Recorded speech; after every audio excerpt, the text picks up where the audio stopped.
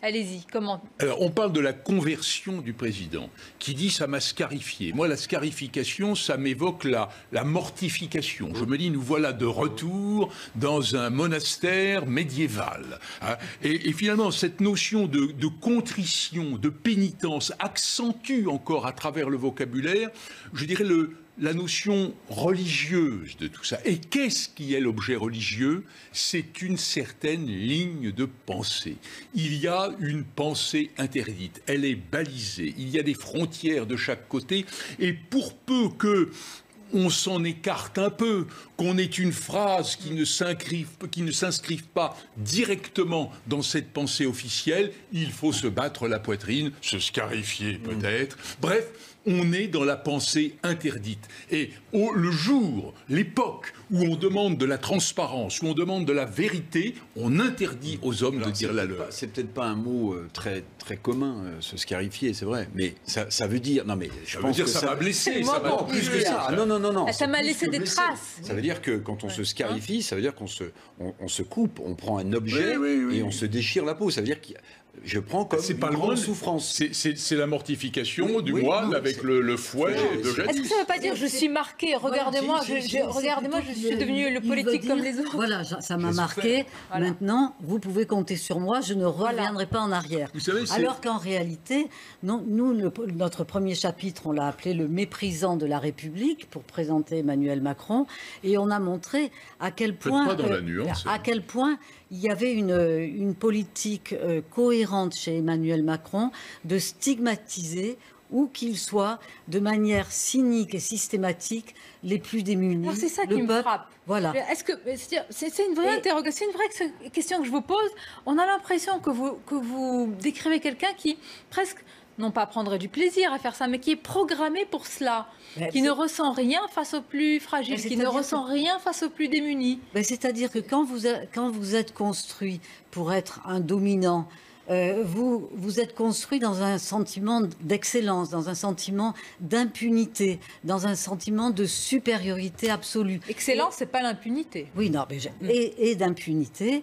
Et finalement, vous vivez dans un entre-soi permanent, dans les beaux quartiers, dans les conseils d'administration, dans les cercles.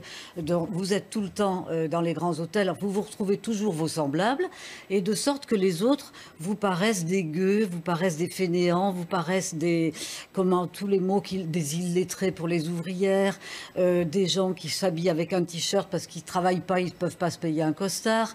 Enfin bref, on a fait le florilège de tous ces mots méprisants qu'il a employés à l'égard du peuple, et je peux vous assurer que cette arrogance d'Emmanuel Macron est décisive pour comprendre le mouvement des Gilets jaunes. Beaucoup nous on va y venir, c'est très important. Vous allez réagir, mais j'aime bien que dans cette émission, même les avis les plus tranchés, tranchants, clivants s'expriment. Donc c'est très bien. Je termine juste par une phrase de conclusion en disant que dans ce livre, justement, on tricote, comme vous l'avez très bien dit en citant une phrase que je ne vais pas savoir redire là, comme ça, mais on tricote la trajectoire socio-biographique d'Emmanuel Macron, tout en construisant chaque fois les réseaux dans lesquels son pouvoir s'inscrit. Et alors donc sa politique de communication, les armes linguistiques et idéologiques qu'il utilise à l'encontre du peuple sont en cohérence avec sa politique économique et sociale. Vous avez fait le même travail sur François Hollande. Vous avez fait sur Sarkozy, sur Emmanuel Macron. Vous n'avez pas lu alors La violence des riches. Non, non, j'ai pas lu. Non, parce que vous dites, le président Macron parle des illettrés, mais je crois que François Hollande lui parlait des... Il fait partie de la catégorie des présidents des riches, des ultra-riches, François Hollande aussi. François Hollande a servi effectivement les riches. Donc c'est une continuité. Et on a montré à propos de François Hollande, on lui a donné tous les visages de la finance. Voilà.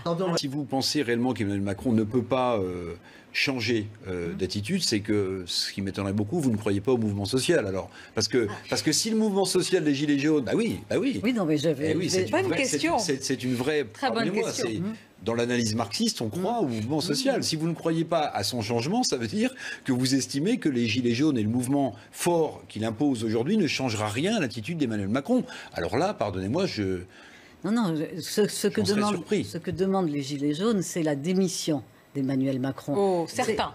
Oui, Non, parce que arrêtons d'essentialiser. Je peux me permettre. C'est tous les 5 ans les ça. élections. C'est ça qui est intéressant dans le mouvement des Gilets jaunes, c'est que je le trouve justement en phase, une réaction qui est en phase avec la politique d'Emmanuel Macron à la faveur des plus riches.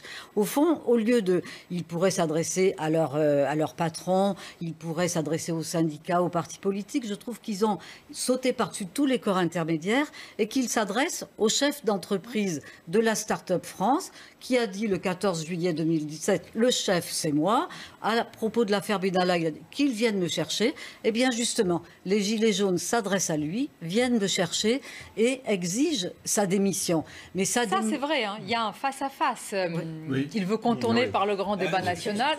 Ça, c'est presque factuel. Ceci dit, vous savez comment, parce que vous l'avez décrit dans vos 3 précédents livres, au-delà d'Emmanuel Macron, il y a effectivement un système, en tout cas si je suis votre raisonnement, et peut-être que chez Emmanuel Macron c'est encore plus exacerbé, je crois, parce que c'est vraiment le produit de Bercy, et contrairement aux autres, c'est pas un politique. La politique permet de s'arrondir, d'être au contact des gens, lui est finalement peut-être trop jeune pour la fonction, mais enfin c'est quand même un système qui dure depuis une 40aine d'années, et le départ d'Emmanuel Macron, est-ce que ça changerait, les choses, et est-ce qu'il y a quelque chose, un plan alternatif? Moi je suis pas forcément d'accord avec la politique fiscale d'Emmanuel Macron, mais je prends acte que nous sommes dans une économie ouverte, avec une délocalisation des moyens de production et des profits. Quel est justement votre regard sur cette économie ouverte, sur les frontières par exemple, pour être totalement cohérent si vous voulez empêcher ce système-là? C'est-à-dire que d'abord, je pense qu'il faut, en France, changer complètement le système soi-disant démocratique et, par exemple, au moins avoir le vote obligatoire et la reconnaissance du vote blanc dans les suffrages exprimés. Parce que qu'est-ce qui se passerait si demain on obtient ça, soit par un RIC, soit autrement? Eh bien, le premier soir, comme ça, sur un plateau de soirée électorale, vous auriez eu une immense barre qui serait à 90-95% de vote blanc, tellement la défiance vis-à-vis de une grande partie de la classe politique est forte. Et c'est bien normal que les ouvriers et les employés soient en colère comme ça. Il y a 0,2% aujourd'hui à l'Assemblée. Mais il y a une offre politique suffisante en à l'Assemblée nationale. Le vote blanc dont vous parlez, je ne sais pas quel candidat vous soutiendriez ou vous avez soutenu, mais enfin l'offre politique en France, elle est très large, de l'extrême droite à l'extrême gauche. Si les gens votent pas, si elle ne vous satisfait pas, laissez-moi finir. Si elle ne vous satisfait pas, parce que à l'Assemblée nationale, l'Assemblée nationale n'est absolument pas représentative de la diversité de la France. Il y a 20% d'ouvriers. Non, mais là, on parle de l'élection présidentielle, puis ensuite de l'élection législative. 20% d'ouvriers en France, dans la population active, ils sont 0,2% dans l'Assemblée nationale, le Parlement actuel.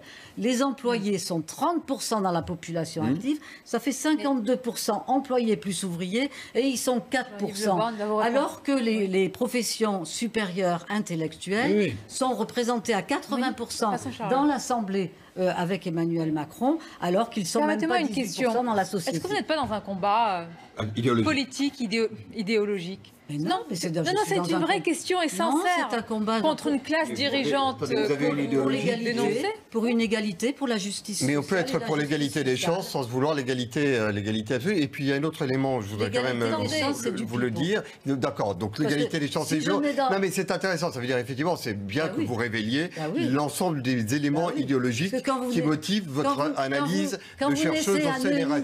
Vous avez la gentillesse de demander aux gens de ne pas vous interrompre. Quand vous naissez à Neuilly avec les titres de propriété dans la bouche ou à Bobigny avec des épines à franchir pendant toute votre vie, c'est pas pareil. Les dés sont pipés dès le départ.